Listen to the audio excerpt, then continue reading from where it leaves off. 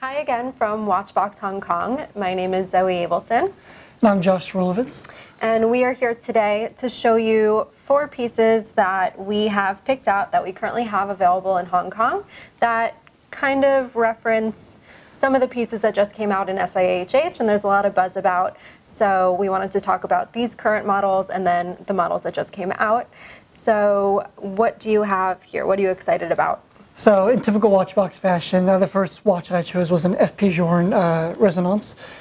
Earlier this year, Journe released the 20th anniversary piece for the Resonance line, which is in 40 millimeters, whereas this first gen piece is in 38 with the brass movement. The new version, being the last run for the Resonance model, will be made for 1 year during 2019, and has a similar dial in that there's 2 Arabic faces, whereas Resonance 3 prior to this had 1 digital display and 1 analog. I just love that he reintroduced this really classic, in my mind, probably better, more legible design. It's awesome. Yeah.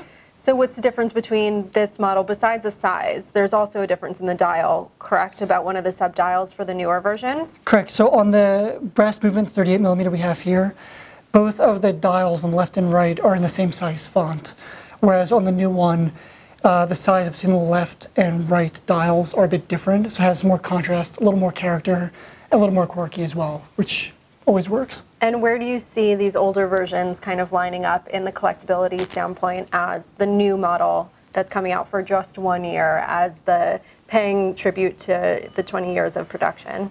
I mean, it's no secret that Journe makes so few watches per year, so they're already very exclusive. So when we look back to his older pieces from the early 2000s, when he was a much smaller manufacturer, manufacturing capabilities were much less.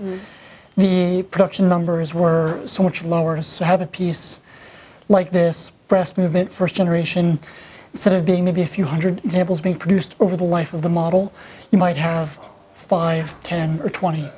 And the next piece that I have picked that we have in our Hong Kong office and I'm super excited about is this Royal Oak extra thin tourbillon. It's 41 millimeters, stainless steel, classic blue dial, kind of just the quintessential AP, but bigger. I think it's kind of a sleeper night. If someone's not paying attention, they won't notice what it is. Right. Those who know will instantly recognize it's not your standard Royal Oak. It just makes super cool because of that. Yeah, and we can kind of talk about the new one that just came out at SIHH in ceramic, which is the same case size. The dial is actually the newer pattern, so it looks like from the tourbillon and the new dial, it's radiating out to the outside of the bezel, which is really cool. I think I actually prefer the perpetual that came out in the ceramic perpetual that came out in 2017. I was super excited about that piece. The tourbillon will be great, but I think just the dial layout of the perpetual calendar is a little bit more special.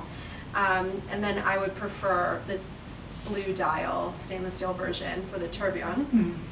I still think that it should be made in a 39 millimeter. Kind of the jumbo tourbillon would be pretty awesome. I wouldn't be surprised if they did that moving forward, because they just reduced the 38 millimeter chrono. Right.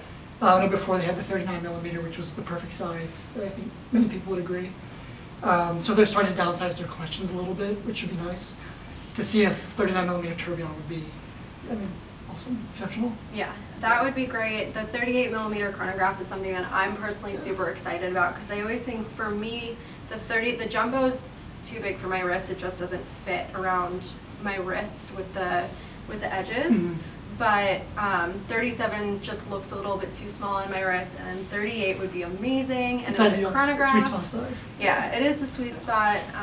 It's unisex, totally wearable for ladies, which is really exciting that AP is kind of taking that into consideration for their newer lines. And I think the gray dial with the silver sub-dials is just so stunning. So it's a winner. Yeah, definitely a winner. The next piece that I chose, I'm a big IWC fan, and I love the Big Pilot line. It's a bit too big for me to wear, but I still really appreciate it for what it is. The IWC did not release a new Big Pilot standard model this year. However, it did update the Big Pilot Perpetual, so now it's super cool green, military green dial with a bronze case, really, really sharp with the Kirk Class Perpetual movement. The one we have here is the 5002 03, I believe, which is the slow beat movement, one of the first modern production Big Pilot pieces. The dial's awesome. They exploded Arabic numerals. The layout of the power reserve, it's super classy. And again, those who notice the little details would really appreciate this watch for what it is. Yeah, it's a great piece. I think that for a pilot's watch, you can't do better than that. I think the value is there, the aesthetics. It's very simple but interesting still. I really like the IWC Big Pilot a lot. I think it's a great piece to have in your collection as an everyday watch. And yeah. I would love if they made a 41 millimeter, 40 millimeter Big They Pilot. could size it down a little bit. That would be helpful. Do not set it. And the last one that I picked is something that just in the past 2 years I probably have kind of fallen in love with the Santos line since they re-released it last year. This is a ladies Santos in stainless steel, very classic, great everyday watch. This is an automatic piece, and I wanted to compare it to the Santos Dumont that actually came out in SIHH this year, which they re-released this collection in quartz in a smaller case size, which I think is very cool.